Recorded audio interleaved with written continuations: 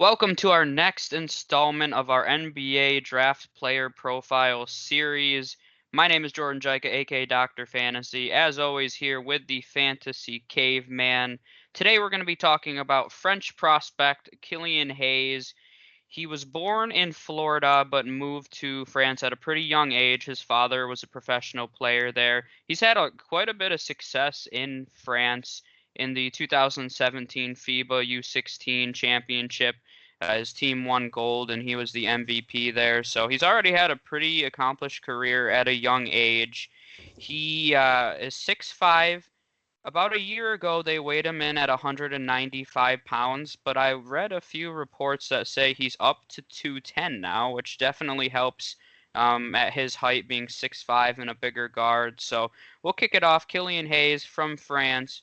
Caveman, what do you have for his strengths? All right, yeah, this is we're getting to the meat and potatoes of the guys that are locks for lottery picks, pretty much. Yep. Starting off, I think I love, and I'm sure this is something that you love about him too, is that he has some really nice defensive versatility. Mm-hmm. Is that him being 6'5" with a couple inches on the wingspan. He's gonna allow whatever team drafts him to play him on the 1-3s and maybe some undersized 4s as well. So you gotta love the position versatility in this guy. As a nice combo type guard. Another thing is that you look at him and a lot of guys. I don't know how many guys you could say this about, but he's a really good ISO player. You can set it up as a one-on-one for with his guy, and he can break him down and do whatever it is that he was planning on doing. I think that's an excellent trait to have at the next level, because we know, if like it or hate it, the fact of the matter is a lot of today's NBA is iso ball. Mm-hmm. So to have a guy that is so strong in the iso game is big. Then last thing here, and this ties into a weakness, which I'm sure we both kind of caught our eye, but as far as the strength part of it, he hit 42% of his threes off the dribble.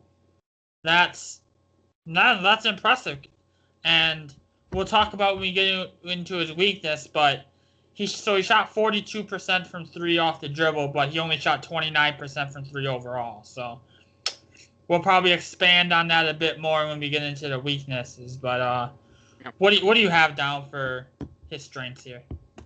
Yeah, I mean, obviously, when you're watching him, the first thing that kind of pops out is he's definitely a long, tall point guard, similar to LaMelo, just in their size. LaMelo's even taller and lankier, but just a bigger point guard compared to the traditional Trey Jones-sized point guard. Apparently, I'm just going to keep bringing up Trey Jones in every single episode that we do, but don't do what I did.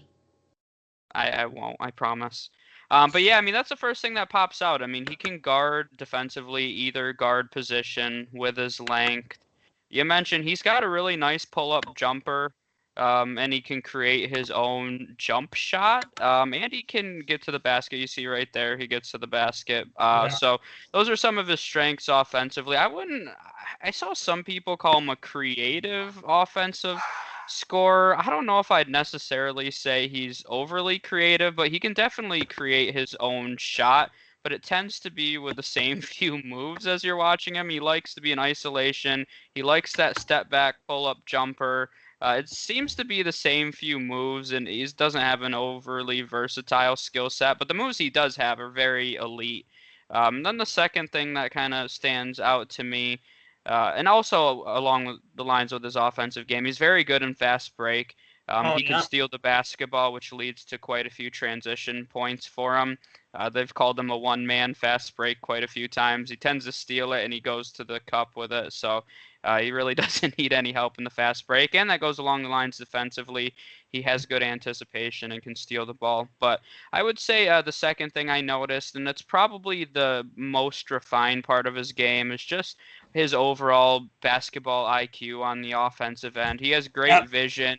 He makes some incredible passes, which you'll see throughout this. So he knows how to set his teammates up, and with that length and I won't call him athletic, but with that length and size and court vision, he's going to be a great passer at the next level. That was an excellent pass, the one before. Yeah, there's lots of highlight level passes that you'll see pretty frequently from him. So that's one of the standout things to me, which his size isn't a traditional point guard, but I think he has a lot of the attributes of a traditional point guard, especially when you consider he's not the greatest jump shooter in the world. So that's what kind of stands out to me, just his size, his length, defensive versatility, and then his overall court vision. I think if you had to sum it up kind of quickly. So let's move over to his weaknesses. What do you have for this, Caveman? All right, and this is where I find this really interesting, because for a guy that is probably gonna be a lottery pick and probably will be picked inside the top 10, man, are his weaknesses really some big weaknesses if you when you really start to break it down. So first off, as I alluded with his 42% off the dribble 3-point shooting, and I had to double check this number to make sure I was seeing it correctly. He shot 18% on catch and shoot threes. Yep. 18%. That's I've never seen a number that low. So that's, I mean, and that's where when we start getting into talking about if a guy is gonna bust or not. If he continues to shoot at 18% on catch and shoot at the next level, he's not gonna last very long in the league. So he needs to improve that. And not saying his form isn't that bad, because he shot because you look at he shot 87% from the free throw line. His form's not bad. I don't know. Watching him, it doesn't look like he's comfortable in catch and shoot situations. He lacks confidence when he's shooting it off a pass. But so that has to be addressed for him at the next level. And then another thing, and this is the other huge glaring weakness, is if you look at all of his drives, they're all left-handed. Yeah. I mean, he cannot use his right whatsoever, which is weird because you see a lot of guys are right-hand dominant. But he can't do anything with his right hand. The film I've watched when on the occasions that he tries to use his right hand, it's just he doesn't look comfortable. Either he throws up a horrible shot or he tries to pass it out and it ends up going bad. So and watching him play, he would rather take a more contested shot with his right than take an easy shot with his left. So that he needs to learn to at least be able to do something with his right hand. Otherwise, he's gonna be so predictable at the next level, and he's just gonna get shut down on the offensive end. Yep. Yeah, and that's one of the reasons when I saw a few scouting reports say he was a creative offensive scorer, that's part of the reason I don't believe it, because he essentially eliminates 50% of the floor in the half-court set, honestly. I mean, you don't even have to worry about him driving or defenses on the other end, especially in the NBA. They're going to be advanced enough to know that if you force him to his right, that he's just going to throw up a terrible shot. And along those lines, one of the things I mentioned is speed, which helps him in the fast break. But sometimes he kind of plays too fast and he's kind of out of control from what I've seen. And, he makes some highlight reel plays, but during this, you're not going to see the plays that don't go well. And there's a lot of those where he's playing too fast. And when you're playing in the half court, the reality is sometimes you slow up the pace, you change the pace. That's part of a point guard's job, is to kind of read the flow of the game and be able to change it and manipulate the flow of the game. So that's one thing he doesn't do very well. He plays very fast all the time, which you could say is a strength, but I personally think that you need to be able to play in both fast-paced and slow-paced environments, especially if you're going to be the lead point guard. He is a little turnover prone in that regard too. I mean, like I said, he has a great court vision and the strengths, but sometimes he's playing so fast that he just makes mistakes, and I think that his body is moving quicker than his brain sometimes, it seems like. So I think that'll be something he needs to address. And a lot of that, too, is there was a coach in France that said, we know when we play Killian that you just force him to his right, and he's going to take bad shots, and he's going to force bad passes. So, I mean, that's already the scouting report in France on him. When you get to the NBA, that's just not going to fly.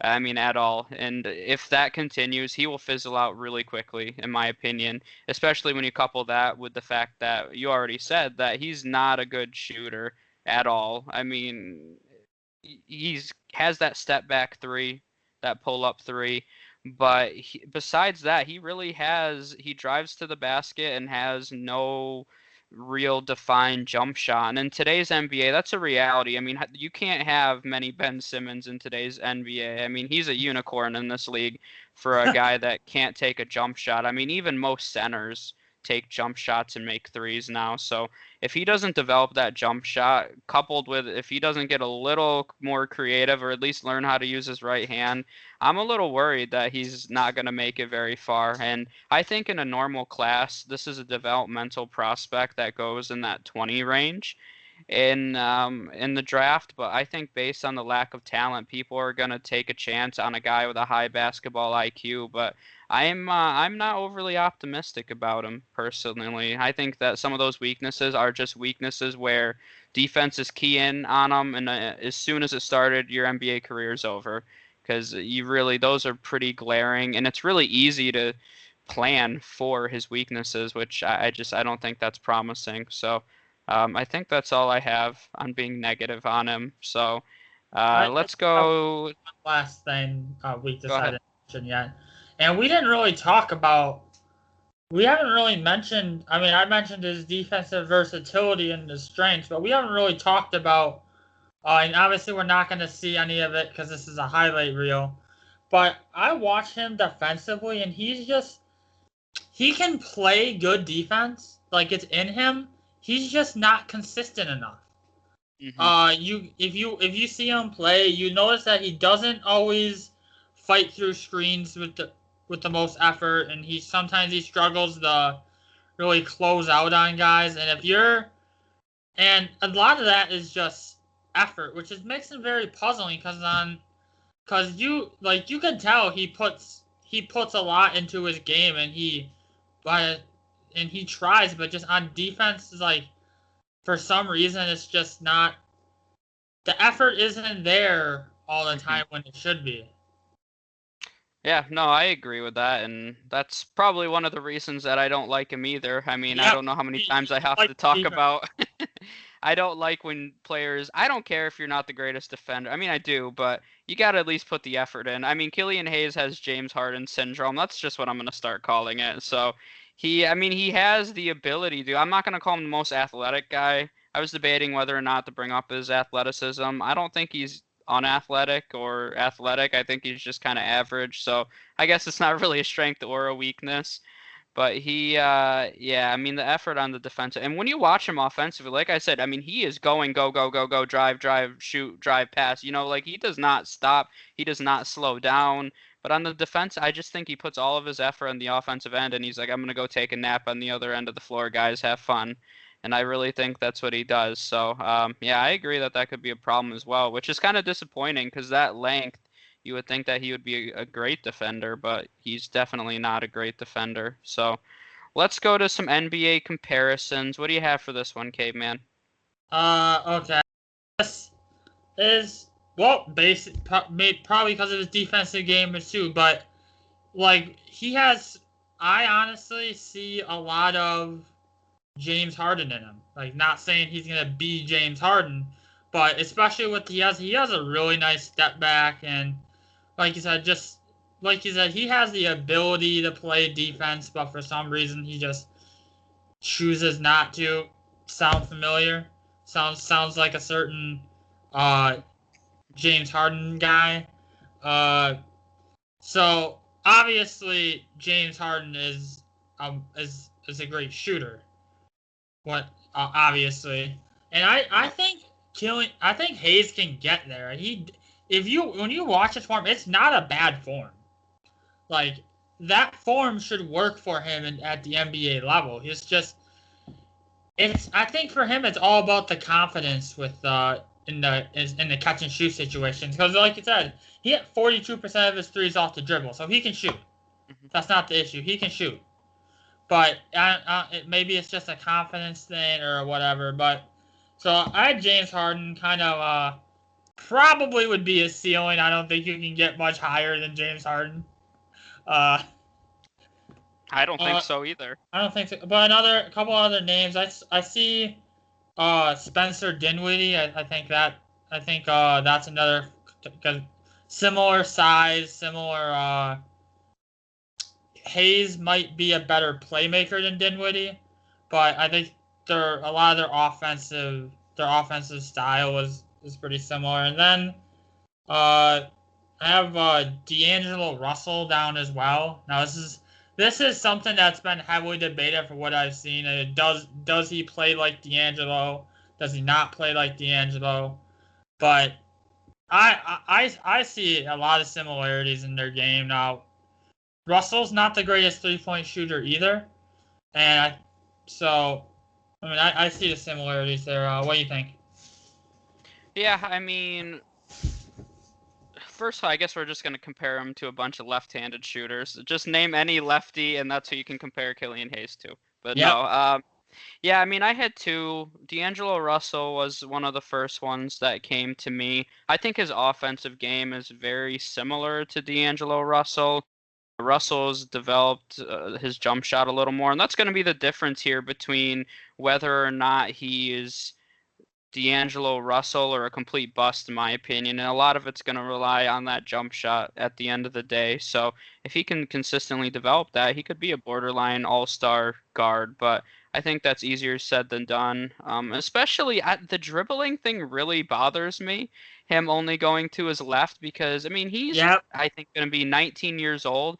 I mean, he's been in this country with his dad as a professional player for many years. Like, how have you not worked on that yet? It's just very odd to see an elite prospect who cannot, like I said, eliminating 50% of the floor is just very concerning. I think that he would be so easy to defend that it's not even funny. So if he develops that right hand, yeah, then yeah, maybe he can be an all-star. But my question would be, why hasn't he done it yet then? I mean, he's playing professionally.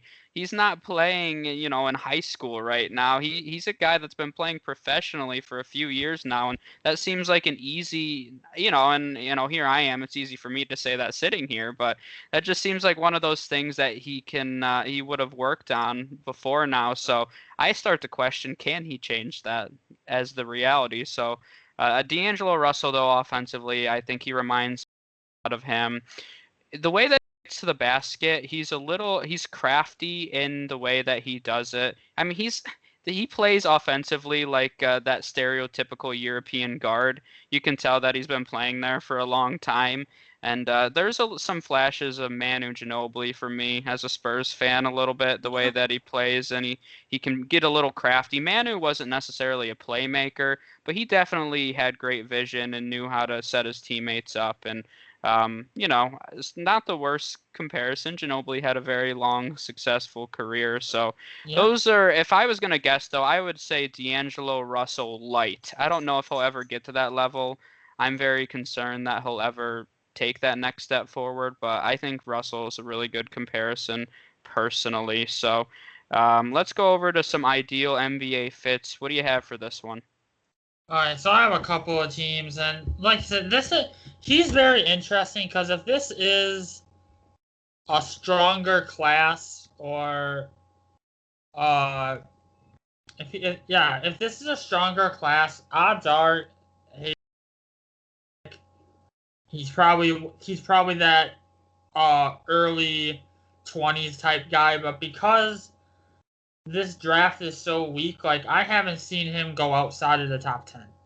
Like he's gonna be drafted in the top 10 this year.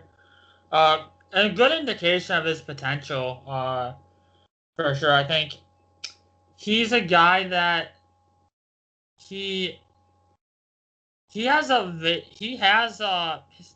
ceiling is hard to project. I mean, he could be a total bust, or he could be a solid point guard for a championship team and make an occasional All-Star team. Uh, but as far as the fits go, I have Phoenix Suns down. Uh, Playing alongside Booker with Ayton and Oubre. I think that'd be good for him. Phoenix has the weapons where day one he doesn't need to worry about being a scorer. He can kind of he can actually take some playmaking pressure off of Devin Booker. I know Rubio's there, but the reality is I don't see Rubio there long term for Phoenix. So another team I had down was the Chicago Bulls. Now they pick, I believe, at 4. Mm-hmm. And I've seen some mocks that they went the Killian Hayes route at 4. For me, that might be a little bit too early for him. Yeah. But he fits, and you can put him alongside Kobe White and Levine. I mean, I don't like Levine as my primary playmaker, and Kobe White is a shoot first point guard. Mm-hmm. So you can put Hayes in that lineup, have him set up the young guys there, set up Levine and Markkanen and Wendell Carter. I think that would be a very interesting starting 5 there as well. Yeah, the two most common landing spots that I see for him in mock drafts are the Atlanta Hawks at number 6 and the New York Knicks at 8. A lot of people are really assuming that the Knicks are going to take a point guard in this year's draft. Me personally, I don't like any landing spot for him where he has to start right out of the gate. I mean, that's just my opinion. I think he's going to need a little bit of time to adjust his game to the NBA. I don't think he's refined enough to play from day one. I think the Suns are good. I mean, I put the Celtics. We've talked about them looking at a point guard. He's not going to make it that far, but if he did, I think that they would obviously jump on that opportunity. You always have to talk about the Pistons when you are talking about a point guard needy team. But once again, I mean, he's a good candidate to play behind Derrick Rose a little bit and, let him get seasoned and then take it from there. On a side note, I just want to mention that the NBA on ESPN has a series that they were doing a few months ago. It started in February, where one of their scouting directors from ESPN sits down with every single prospect, and then they watch their film together, and then they have the prospect and the scout break down the prospect's game together. And it's really interesting to see these prospects talk about their own game. So that's just a side note that I've been watching those on a lot of these prospects. And it's just really interesting to watch some of these guys break down their own game. Some of them are very, I got to work on this, I got to work on that. And some of them are just very lackadaisical about it in general. One of the ones that I really liked when I watched it was Tyrese Maxey. And I went back and watched some that I haven't viewed previously. But that's just a side note to go watch those on YouTube. It's very interesting to see them sit down with the prospect themselves and break down their game. So I think that's all that I have on Killian Hayes. I think I'm down on him compared to a lot of people.